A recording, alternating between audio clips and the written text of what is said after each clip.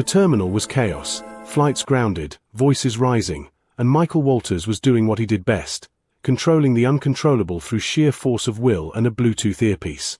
His silver phone was practically fused to his palm as he barked orders about quarterly projections, oblivious to the small girl perched on his leather suitcase like a forgotten accessory.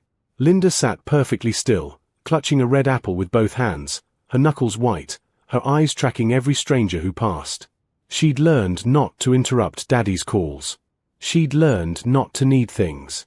She'd learned that love had office hours. Then Brenda Jones dropped into the seat beside them, exhausted, radiant, and smelling faintly of cocoa butter and hope. Her bag was bursting at the seams with crackers and coloring books, the arsenal of a mother who anticipated need before it became crisis. When she smiled at Linda, it wasn't the polite airport smile adults give children. It was recognition. It was warmth. It was stay. And that's when Linda did something that would shatter her father's empire and rebuild his soul. She held out the apple, the one thing she carried everywhere, the last gift from the mother she'd lost, and whispered, "I'll share my apple if you stay." Brenda's breath caught. Not at the offer. At what came next. People always leave when the fruit is gone. Before I tell you what Brenda said, and what Michael finally heard when he looked up from that call, I need you to do something for me. If this story already has your heart racing, if you need to know how a single apple changed 3 lives forever, hit that subscribe button right now. Drop a like if you believe some stories need to be told. And comment below, where in the world are you watching from? Because this story, it's about to take us all somewhere we didn't expect. Michael Walters was a CEO who measured worth in zeros. Brenda Jones was a single mother his company had erased from her home. And Linda, she was a child who just made the most expensive transaction of all, trading her last piece of her mother for the chance that someone, anyone, might finally stay. Brenda didn't take the apple. She cupped her hands beneath Linda's as if the child were offering her the crown jewels, her eyes glistening with something Michael couldn't price, couldn't acquire, couldn't understand. "Baby," Brenda whispered, her voice thick with reverence, "this is yours. You don't have to trade something precious for company." Linda's face crumpled. "But that's how it works. Mommy said good things don't last. You have to make them count before they disappear." The words hit the sterile air like a grenade. Michael's phone call died mid-sentence, his voice trailing into nothing as he finally looked at his daughter. Really looked. And what he saw made his chest cavity feel like it was collapsing inward. Linda wasn't just holding an apple. She was holding a theology. A broken, 7-year-old's understanding of love as transaction, of presence as commodity, of staying as something that required payment. Brenda's hand moved to Linda's cheek, and the touch was so tender Michael felt like he was intruding on something sacred. "Sweetheart, I'm not going anywhere right now. Not because of what you're giving me, but because I choose to be here. With you. You promise?" Linda's voice cracked. "I promise." And then Brenda did something that rewired Michael's entire understanding of value. She pulled a plastic knife from her magical bag, carefully sliced the apple into equal pieces, and handed the first slice not to Linda, not to herself, but to Michael. "Family shares," she said simply, her dark eyes meeting his with a challenge that felt like a reckoning. "Nobody has to earn a seat at this table." Michael stared at the apple slice in his palm. It was ordinary, slightly bruised, probably cost 99 cents. But Linda was watching him with an intensity that made his $1,500 suit feel like prison clothes, and Brenda was waiting with a patience that felt like judgment and grace all tangled together. He bit into it. It tasted like failure and second chances. Linda's smile, genuine, unguarded, luminous, was something he hadn't seen in so long he'd forgotten his daughter's face could do that. She took her piece and bit down with the enthusiasm of a child who just learned that sharing doesn't mean losing. Brenda took hers last, closing her eyes as she chewed, savoring it like fine wine. "Thank you, miss." Michael's voice came out rougher than intended. "Brenda. Brenda Jones." She extended her hand, and when he shook it, her grip was strong, calloused, real. "And you don't have to thank me for being human, Mr. Walters." He froze. "How did you?" "Your assistant said your name." 17 times. On that call you just abandoned. Her smile was knowing, not cruel. Welcome back to the world. The hotel shuttle was a decrepit 15-passenger van that smelled like industrial cleaner and broken dreams. Exactly the kind of vehicle Michael Walters had spent his entire adult life avoiding. But the airport had shuttered for the night, his private car service couldn't navigate the sudden storm, and Linda's hand was still wrapped around Brenda's fingers like a lifeline she refused to release. "Daddy, can Miss Brenda sit with us?" Linda's question wasn't really a question. It was an ultimatum delivered in a 7-year-old's voice. Brenda started to protest. "Baby, I'm sure your father has arrangements." "The Riverside Inn," Michael heard himself say, his voice strange in his own ears. "That's where they're taking stranded passengers. You're going there too, right?" Brenda's hesitation lasted 3 seconds too long. "Actually, I was going to catch the municipal bus too." "Please." The word escaped Michael's mouth before his pride could strangle it. Linda was looking at him with those enormous eyes, the ones that had learned to expect disappointment, and something in his chest that had been frozen for years suddenly cracked wide open. "Let me. It's the least I can do." The shuttle lurched forward, and Linda immediately curled into Brenda's side like she'd found her true north. Michael watched, transfixed and jealous, as Brenda produced a battered paperback from her bag, some fairy tale with a cracked spine, and began reading aloud. Her voice transformed the cramped, musty van into an enchanted forest. Other passengers leaned in unconsciously. A businessman lowered his laptop.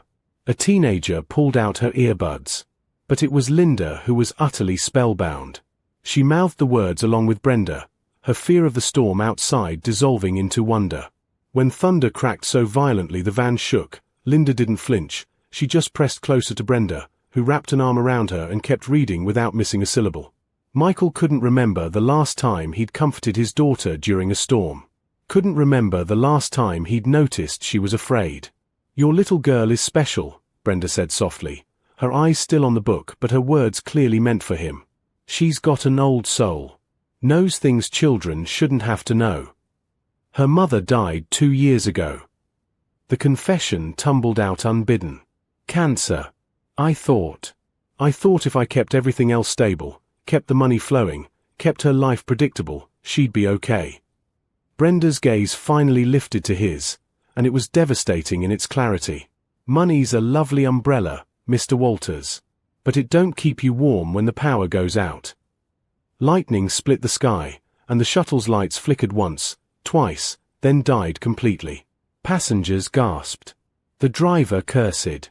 But in the darkness, Michael heard something miraculous, his daughter laughing. Actually laughing. Brenda had pulled a tiny flashlight from her bag and was making shadow puppets on the ceiling. A rabbit. A bird. A dancing figure that made Linda giggle with pure, uncomplicated joy. "How do you do that?" Michael whispered. Brenda's smile was sad and knowing. "I show up, Mr. Walters. I just show up." When the lights flickered back on, Michael realized with a start that Linda had fallen asleep, not against him, but against Brenda, peaceful and trusting in a way that should have been his. The boardroom had never felt so suffocating. Floor-to-ceiling windows framed the city like a conquest. 12 executives in identical power suits waited for Michael's gospel, and the presentation on the screen promised another quarter of unprecedented growth. This was his cathedral, his kingdom, the place where Michael Walters made sense. So why couldn't he stop seeing a napkin?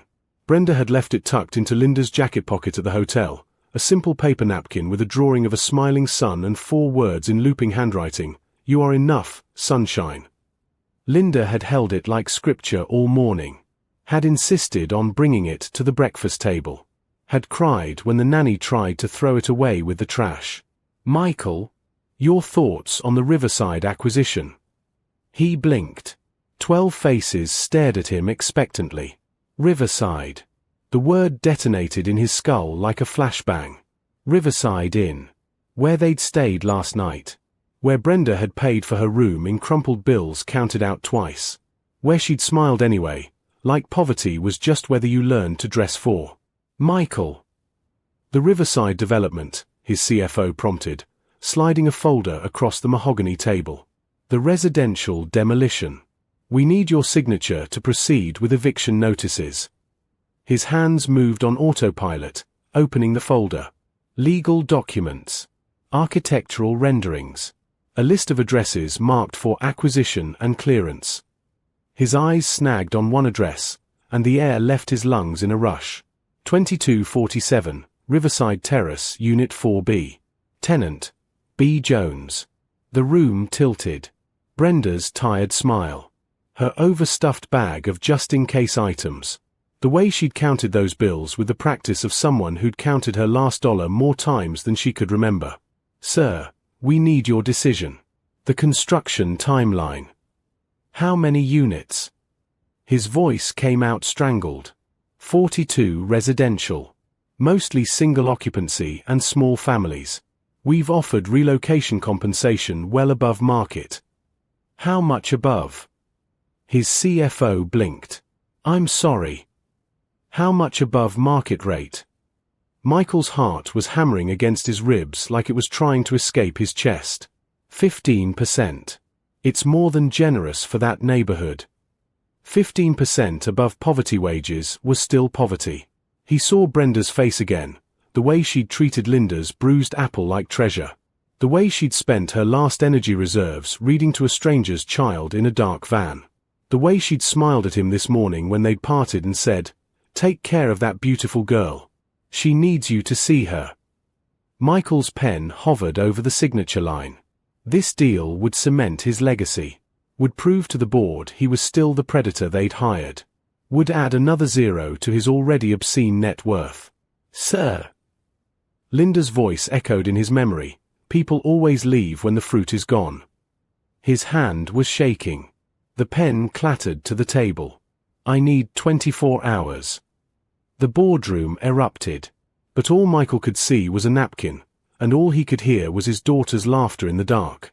Michael sat in his penthouse office long after the board had dispersed, the city glittering below him like a galaxy of broken promises. The file lay open on his desk, not the sanitized executive summary, but the raw data his assistant had pulled. Tenant histories. Payment records. Eviction timelines. Brenda Jones. Single mother of 2. Worked double shifts as a hospital custodian and weekend cashier at a grocery store. Rent paid on time for 6 years straight until his company bought the building 8 months ago and tripled the rates overnight. She'd lasted 4 months before the notices came. Red stamps screaming final warning across documents she'd probably read by flashlight after her kids fell asleep. The eviction date was circled in his assistant's efficient hand, September 14th. Linda's birthday. The day he'd been in Milan closing a deal while his daughter blew out candles alone with the nanny. His hands were trembling as he scrolled through the attached photos, documentation for the clearance team. Brenda's apartment before they'd gutted it. A tiny kitchen with children's drawings magnet to a refrigerator covered in past due bills. A living room where someone had tried to make beauty out of thrift store furniture and sheer determination. A window box with dying flowers someone had fought to keep alive. The next photo showed the same apartment stripped bare. Walls marked for demolition. Dreams bulldozed for progress. His progress. Michael's reflection stared back at him from the darkened window, a ghost in an expensive suit, haunting a life he'd stopped living. How many Brendas had he erased? How many napkin notes had been thrown away to make room for his architectural renderings? His phone buzzed. A message from Linda's nanny. She won't sleep. Keeps asking if Miss Brenda is okay. Says she can feel something is wrong. The words hit him like a physical blow. His 7-year-old daughter had more emotional intelligence in her smallest finger than he'd demonstrated in a decade of leadership. He pulled up Brenda's current address from the file. A weekly rate motel on the east side, the kind of place with bars on windows and dreams on life support. The kind of place his destruction had sentenced her to. She was probably there right now, reading to her kids by lamplight, making magic out of poverty while he sat in his tower counting the coins he'd stolen from her future. The guilt wasn't a crack in his exterior. It was a chasm. An earthquake. A complete structural failure of the fortress he'd built from other people's bones. Michael stood abruptly, his chair clattering backward. His CFO's voice echoed in his memory, well above market rate for that neighborhood. As if geography determined human worth. As if zip codes decided who deserved safety. He grabbed his keys, his coat, his wallet thick with blood money. "Where are you going, sir?" his assistant called as he strode past her desk. "To pay a debt." His voice was raw, unfamiliar. One I should have paid the moment I learned how to count. The elevator doors closed on his reflection, and for the first time in years, Michael Walters couldn't recognize the man staring back. The motel was everything the file hadn't captured: peeling paint that told stories of deferred maintenance, a flickering neon sign that buzzed like a dying heartbeat, and a parking lot where hope came to surrender. Michael's Mercedes looked obscene here, a monument to inequality that made his stomach turn. Room 7C. He knocked, and the sound felt like a confession. Brenda opened the door in hospital scrubs, her head wrap gone, her eyes red-rimmed and exhausted in a way that went deeper than physical fatigue. When she saw him, something flickered across her face: surprise, then recognition, then something that looked dangerously close to resignation. "Mr. Walters." Her voice was flat. Not cold, just empty. "If you're here to check on Linda, she's fine. Kids are resilient like that." "I'm not," he swallowed hard. "Can I come in?" She hesitated, and in that pause, he saw her calculate risk the way he calculated profit margins. Finally, she stepped aside, and he entered a room barely larger than his walk-in closet. Two small children slept on one bed, tangled together like puppies. The second bed was covered in work uniforms and a stack of bills that made his chest ache. "I got fired today," Brenda said it like she was commenting on weather. "Showed up 2 hours late because I stayed to help a stranger's kid feel safe during a storm. Hospital doesn't care much for compassion when it interferes with their cleaning schedule." She laughed, but it was a sound that had forgotten joy. "Funny, right? I clean up after people who save lives, but I can't save my own." Michael's carefully rehearsed speech disintegrated. "It was my building." "What?" "Riverside Terrace. The eviction. The tripled rent." Each word felt like swallowing glass. "My company. My signature. My decision to prioritize profit over people like you." Brenda went very still. The kind of still that precedes storms. "I came to." Michael pulled an envelope from his jacket, hands shaking so violently he almost dropped it. "This isn't enough. Nothing could be enough. But it's a start. 6 months rent. Security deposit. First month on a new place. And a job, not charity, a real position in my company's community outreach division. If you'll take it." Brenda stared at the envelope like it might bite her. "Why?" "Because my daughter can't sleep. Because you treated her broken heart like it mattered when I've been treating it like an inconvenience. Because you lost everything and still had enough grace to share an apple with strangers." His voice cracked. "Because I've spent 20 years building empires and I just realized I don't know how to build a single real thing." She didn't take the envelope. Instead, she looked at him with eyes that had seen too much and somehow still chose mercy. "You want penance, Mr. Walters? Money's easy. You want to make this right." She gestured to her sleeping children. "Teach your daughter what you're learning right now. That power means nothing if you don't know who you're crushing to get it." The envelope hung between them like a question neither knew how to answer. The storm hit 48 hours later like divine intervention, or perhaps cosmic irony. Michael had never believed in either until the lights in his penthouse went dark and his phone died mid-call with Tokyo. The backup generators that were supposed to kick in remained silent. The smart home system that controlled everything from temperature to security was suddenly a very expensive brick. He stood in the sudden darkness, utterly paralyzed, and realized with mounting horror that he didn't know where his flashlight was. If he even owned one. His assistant handled emergencies. His assistant handled everything. His assistant was currently trapped across town in her own powerless apartment.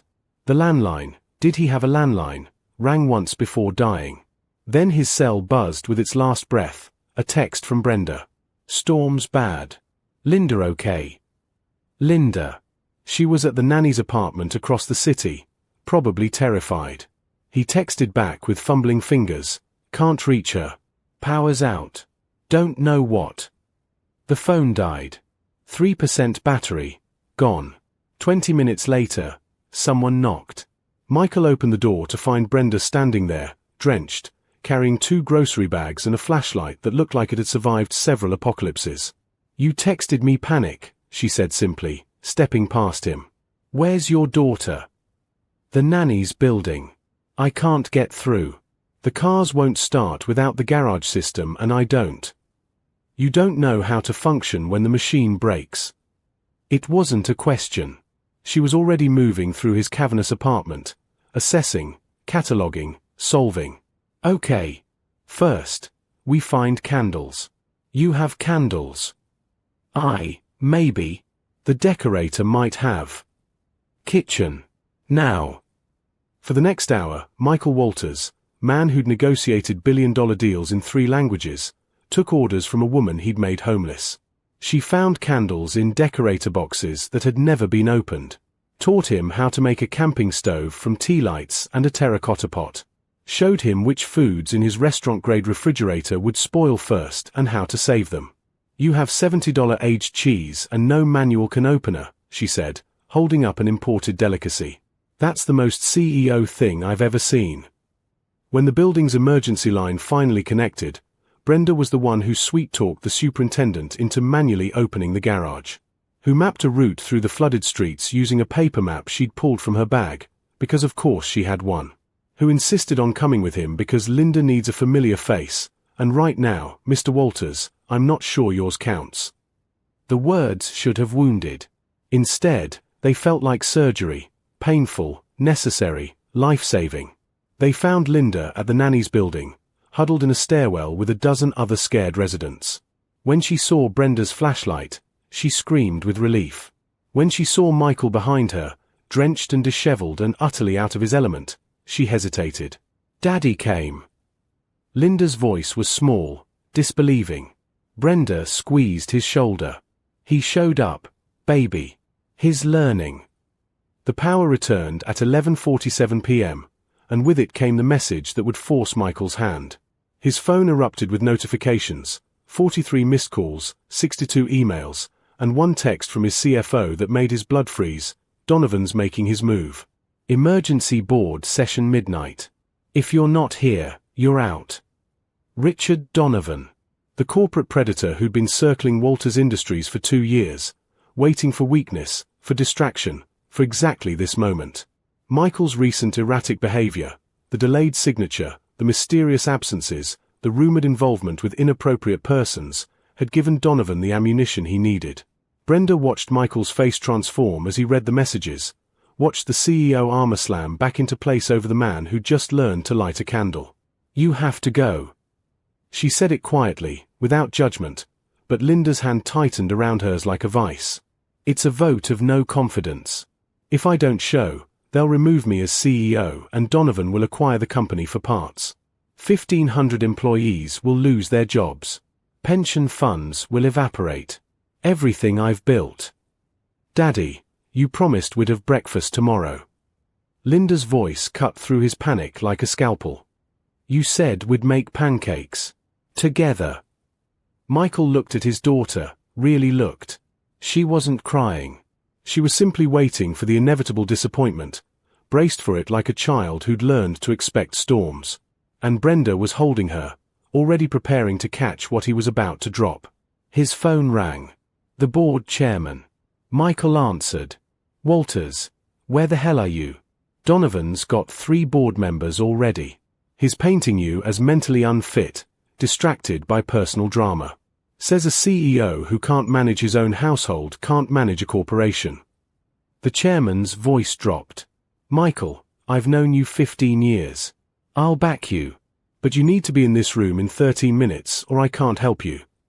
Through the phone, Michael heard Donovan's voice in the background, smooth as poison. Gentlemen, a leader who abandons his post for sentiment has already chosen his priorities. And they aren't us. Linda was watching him with those enormous eyes. Brenda was watching him too, but differently, like she already knew his choice and was simply waiting to see if he knew it yet. Michael. The chairman's voice turned urgent. "The vote is happening with or without you. 12 minutes. His penthouse was 17 minutes away in good traffic. The rain was still pouring. He'd have to leave right now, leave Linda again, leave Brenda holding the pieces of a child who was learning that Daddy's promises came with escape clauses. Or, tell Donovan he wins, Michael heard himself say. The line went silent. What? Tell him he wins. I'm not coming. He hung up on his entire empire and looked at his daughter. How do you like your pancakes, sweetheart? The pancakes never happened. At 1:23 a.m., Brenda's phone shattered the fragile peace with a ringtone that sounded like the end of the world. Michael watched her face drain of color as she answered, watched her whole body go rigid with the kind of fear that transcends language. I'm on my way. Her voice was steady, but her hands were shaking so violently she almost dropped the phone. My youngest, Marcus, he's at County General. Asthma attack. They said it's bad. They said, her breath hitched. They said come now. She was already moving, grabbing her bag, her keys, her coat, operating on the autopilot of a mother who'd navigated crisis alone 1,000 times before. Linda was crying, clinging to Brenda's leg, and Michael stood frozen in the wreckage of his former life, watching another emergency erupt. I'll drive you. The words came out before his brain engaged. Brenda shook her head, frantic. You can't. Linda's exhausted. You need to stay with her. I'll catch a cab. There are no cabs in this weather. And Linda's coming with us. He scooped his daughter up, grabbing his keys with his free hand. We're going together. They made it to County General in 14 minutes, a drive that should have taken 30. Michael's hands were white-knuckled on the steering wheel, and Linda sat in the back with Brenda, holding her hand, whispering, Marcus is going to be okay. Miss Brenda, he's going to be okay. The hospital was chaos. Brenda bolted from the car before it fully stopped, and Michael parked illegally, carrying Linda as they ran after her. They found her in the pediatric ICU, being stopped by a nurse at the locked doors. Family only beyond this point. I'm his mother. I understand, but visiting hours are over, Anne. My son can't breathe. Brenda's voice cracked like a dam breaking. He's 5 years old and he can't breathe and I need to. Michael stepped forward, and something in his CEO voice, the one he'd just sacrificed, cut through the bureaucracy like a blade. Let her through. Now. The nurse hesitated, looked at him, looked at Brenda's desperate face, and buzzed the door open. Brenda disappeared into the ICU, and Michael stood there holding Linda, who was sobbing into his shoulder. His phone buzzed. Another message. Then another. The board vote results. The company restructuring announcement. The professional obituary of Michael Walters, CEO. He silenced the phone without reading them. Daddy. Linda's voice was tiny. Are you going to leave? Michael looked down at his daughter, this little girl who'd been offering pieces of her soul to strangers just to keep them from disappearing. He thought about the boardroom he'd abandoned. The empire he'd lost. The power he'd surrendered. Then he sat down in an uncomfortable plastic chair, pulled Linda into his lap, and said the only words that mattered. No, baby. I'm staying. And for the first time in her young life, Linda believed him. Marcus survived. The asthma attack that had felt like the end of the world became a story with a different ending. One written by oxygen masks and skilled doctors and a mother's ferocious love keeping vigil until dawn broke through the ICU windows. Michael stayed through all of it. Bought terrible hospital coffee. Held Linda when she fell asleep in the waiting room. Sat with Brenda when she finally emerged, exhausted and tear-stained but whole, and said, he's breathing. My baby's breathing. They didn't talk about the elephant in the room, the 47 messages Michael had ignored, the empire that had crumbled while he sat in a plastic chair choosing presence over power. It was Linda who asked, 3 days later, as they sat in the park near Brenda's new apartment, the one Michael had insisted on helping her find, the one with windows that let in actual sunlight, Daddy, are we poor now? Michael looked at his daughter. He'd sold the penthouse. Downsized to a modest townhouse with a backyard. taken a consulting position that paid a fraction of his former salary but let him pick Linda up from school. The board had voted him out. Donovan had carved up Walters Industries like a vulture at a feast. His professional reputation was a cautionary tale in business schools. And he'd never been richer. No, sweetheart. We're not poor. We're just different. Brenda sat beside them on the park bench, Marcus on her lap, healthy and giggling as he chased pigeons with his eyes. She pulled an apple from her bag, she always had apples now, kept them like talismans, and began slicing it with that same plastic knife. You know what's funny? Brenda handed Michael a slice. I spent years being angry at people like you. People who had everything and wanted more. People who took and never looked at what they were taking from. She gave Linda a slice, then Marcus. But you did something rare, Mr. Walters. You looked. And then you changed. Michael, he said softly. Just Michael. Just Michael, she repeated, and her smile was the kind that doesn't come from happiness, but from something deeper, recognition, maybe. Respect earned through transformation. Linda bit into her apple and leaned against her father's shoulder, a casual gesture that meant everything. Miss Brenda. Yes, sunshine. You stayed. It wasn't a question. It was a revelation. Even when the fruit was gone. Even when things got hard. You stayed. Brenda's eyes glistened. We all stayed, baby. Your daddy, too. Michael looked at the city skyline in the distance, the towers he'd once commanded, now someone else's kingdom. He felt Linda's weight against him, solid and trusting. Heard Marcus's laughter. Saw Brenda's face, no longer etched with the desperation of survival but softened by something that looked like hope. He'd lost billions. And gained everything that mattered. The apple tasted like grace. Michael Walters walked into that airport as a CEO who measured worth in zeros and walked out as a father who finally understood that the most valuable currency isn't gold, it's time. He lost an empire but gained a family. He surrendered power and found purpose. And all because a 7-year-old girl had the courage to offer her last piece of her mother to a stranger and ask the question that changed everything, I'll share my apple if you stay. If this story moved you, if it reminded you that success without soul is just expensive loneliness, I need you to do something right now. Hit that like button. Subscribe to this channel because we're telling stories that matter.